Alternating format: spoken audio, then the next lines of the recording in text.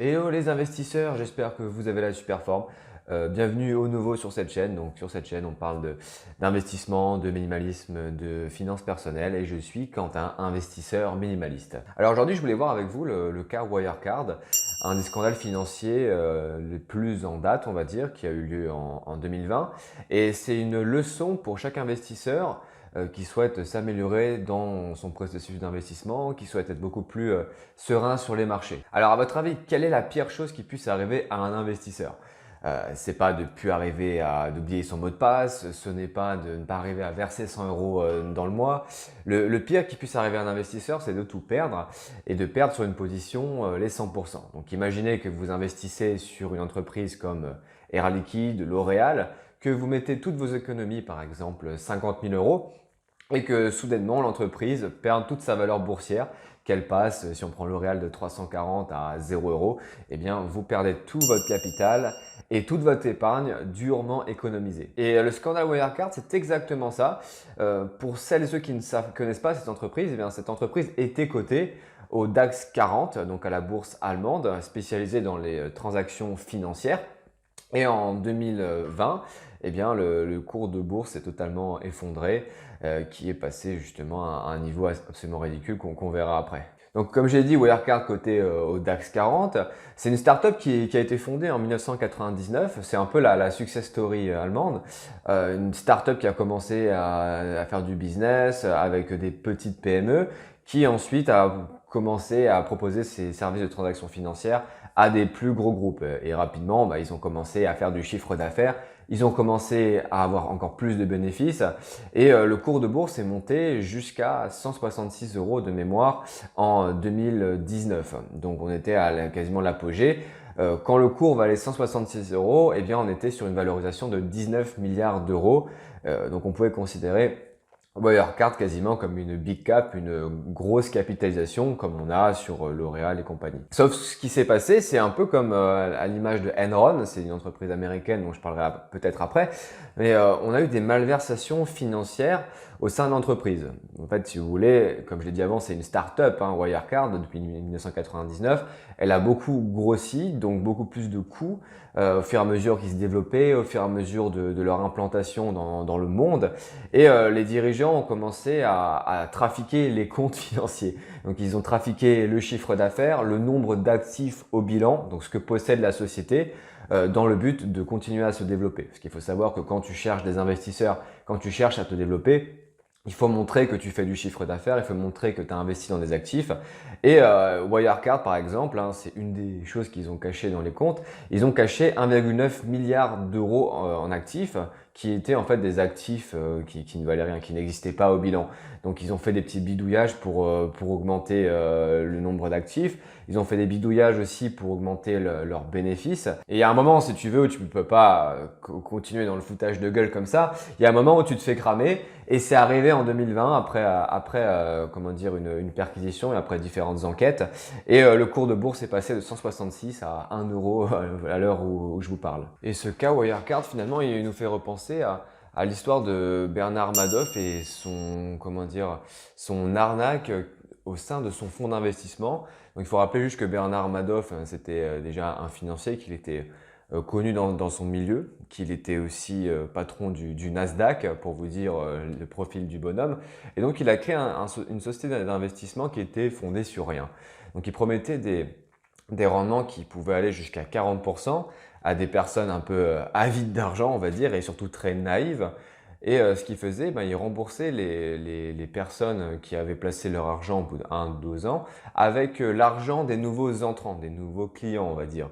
Et ce qui s'est passé, c'est que toutes les personnes ont cherché à retirer leurs fonds en même temps. Et le schéma de Ponzi, l'arnaque pyramidale qu'il a réussi à faire, un peu comme le MLM, un peu si vous voulez, eh bien s'est effondré et il est allé en prison. Et quand tu commences à bidouiller, quand tu commences à essayer d'arnaquer les gens, tu te fais toujours avoir. Et c'était le cas de Wirecard, du coup, qui, après plusieurs enquêtes, après plusieurs perquisitions, s'est fait avoir et le scandale a été révélé au grand jour. Et là, aujourd'hui, on a quasiment que des miettes de Wirecard. Donc, ce qui est intéressant avec cette histoire de Wirecard, c'est qu'est-ce qu'on peut en faire? Comment est-ce qu'on peut l'utiliser en tant qu'investisseur pour progresser? comment est-ce qu'on peut l'utiliser pour éviter ces erreurs et pour investir tranquillou, pépère à long terme. Alors déjà, la première chose à faire, c'est de diversifier. Arrêtez de mettre tous vos œufs dans le même panier. Arrêtez d'investir toutes vos économies sur une seule action. Je sais qu'avec mes confrères influenceurs financiers, eh bien, on en parle souvent. On dit souvent, arrêtez de mettre tout sur une action, diversifier un peu sur 5, sur 10, sur 15. Acheter des ETF également. Et c'est absolument vital quand on commence à investir en bourse pour éviter de se retrouver avec une perte sèche de 100% dans le cas où le cas Wirecard devrait se reproduire. L'autre jour encore, je parlais avec quelqu'un au tennis, une personne qui a investi en bourse, plutôt qui boursicote. Pour moi, les deux sont totalement dissociables et différents. Et cette personne me dit qu'elle a investi 10 000 balles, ses économies, ce qu'elle a réussi à mettre de côté en 4 ans. Ce qui n'est pas beaucoup au final, au passage, 10 000 euros en 4 ans, c'est vraiment pas beaucoup. Bien, il a investi tout sur le Bitcoin, il a tout mis sur le Bitcoin, il a créé un compte sur Kraken, il est content. Là, il est à plus 10%, il l'a acheté quand c'était, il me semble, à 40 000, 45 000. Donc effectivement, il peut gagner gros. Mais si par exemple, on commence à avoir de la législation, et ça commence à venir d'ailleurs sur le Bitcoin, qu'on commence à l'interdire, comme c'est le cas en Chine, eh bien, ces 10 000 euros, il ne le reverra plus jamais. Donc l'idée, c'est toujours de diversifier, de ne pas mettre ses œufs dans le même panier et de vraiment créer plusieurs paniers distincts, des paniers même de petite taille. C'est un peu la même chose dans l'immobilier. Tu ne vas pas investir toutes tes économies sur un seul appartement. L'idée, c'est d'en avoir plusieurs. C'est comme peut-être diviser ton apport pour acheter dans plusieurs villes proches, on va dire, mais de bien diversifier sans pour autant tomber dans la surdiversification. D'ailleurs, j'en parlerai dans une autre vidéo.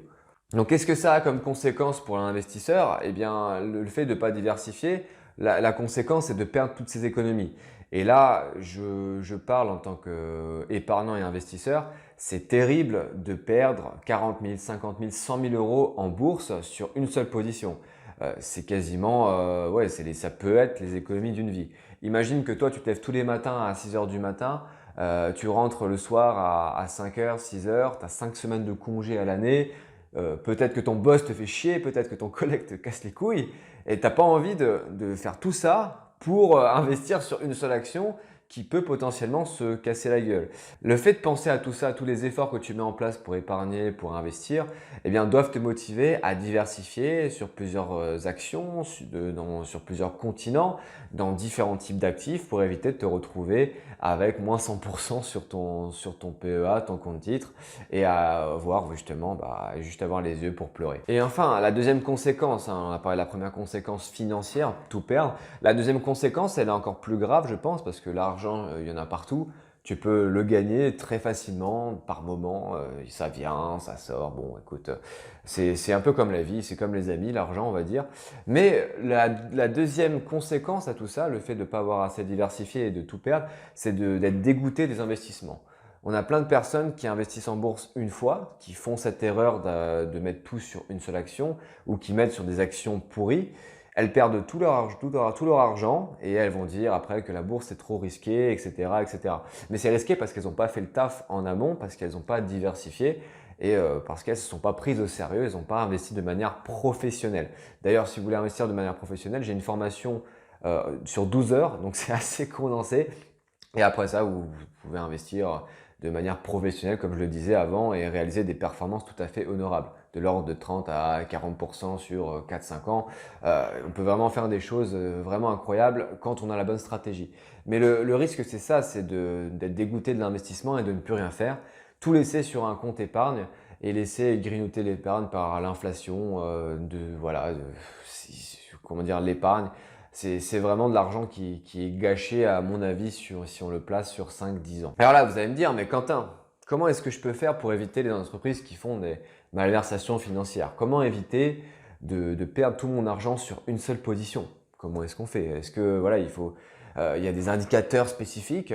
Et la réponse, c'est qu'on ne peut pas savoir. On ne peut pas savoir, c'est un peu la vérité que je vous envoie là, mais on ne peut pas savoir à l'avance si une entreprise trafique ses comptes ou pas, parce qu'on n'est pas des insiders, on ne travaille pas dans l'entreprise. La plupart, je dirais 99% des comptes que vous voyez sur Internet, vous voyez sur les rapports d'Assemblée Générale, ils sont authentiques, ils sont certifiés. mais il y aura toujours des gens qui vont essayer de traficoter. Ça représente peut-être 0,1% des cas des entreprises dans le monde, si ce n'est moins. Donc l'idée, c'est d'être assez humble à ce niveau-là et de dire bah, je ne sais pas tout, je ne peux pas tout savoir, ça ne m'intéresse pas de tout savoir. Je diversifie, j'investis et s'il y a une perte, je suis prêt à l'accepter. Ça, c'est aussi une chose en investissement, il faut être prêt à accepter ses pertes, il faut prendre sa perte quand il faut la prendre. C'est comme tu prends le PSG. Le PSG, ils vont faire une super saison avec 49 victoires sur le 50e match, ils vont jouer contre Saint-Étienne. J'ai rien contre Saint-Étienne, j'ai pris un exemple au hasard. Ils vont perdre, mais c'est pas pour autant qu'ils vont se décourager parce qu'ils auront les 49 victoires. Donc on s'en fout. Si sur 20 lignes, tu perds sur une ligne de ton portefeuille de 20 lignes, tu perds 100%. Donc voilà, tu perds 100%, c'est pas la fin du monde.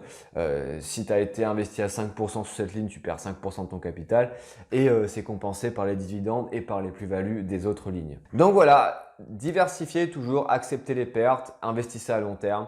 Et que dire de plus si vous voulez commencer à investir en bourse, vous pouvez télécharger votre formation offerte. Le lien se trouve dans la description. Et on se retrouve très bientôt pour une prochaine vidéo. Ciao, ciao!